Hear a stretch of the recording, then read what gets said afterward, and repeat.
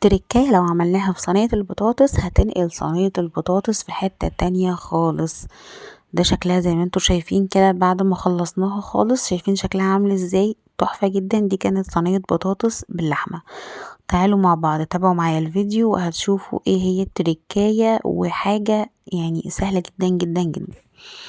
اول حاجة بجيب معايا كده طاسة صغيرة خالص، وبحط فيها معلقتين كبار من الزيت او معلقة سمنة اللي احنا عايزينه. ممكن نحط يعني شوية وشوية.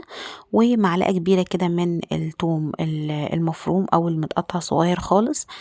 يعني حوالي 4 أو 5 فصوص من الثوم لحد ما يحمروا كده ونشم ريحتهم تطلع.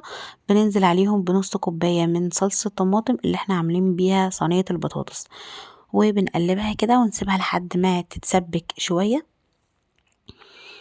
تمام بالتومة كده، وبعد كده من غير اضافة بهارات او اي حاجة، هي كده بالظبط التوم بالزيت بالصلصة. وبعد ما تتقل كده بحطها على صينية البطاطس، بوزعها وبسيبها على صينية البطاطس لمدة دقيقتين كده، بعد طبعا ما صينية البطاطس تكون استوت. هنا كانت صينية البطاطس خلصت واستوت. بنزل بقى عليها الطماطم اللي انا عملتها او الطشة اللي انا عملتها، بحطها عليها فوق الوش وبسيبها دقيقة على النار، وبعدين بحطها تحت الشواية في الفرن. التركية دي هتخلي البطاطس خطيرة، هتخلي طعمها كده جميل، وهتغير طعم الصلصة اللي موجودة فيها، مش هتبقى طعمها صلصة قوي. هتبقى هتديها تسكيرة كده حلوة.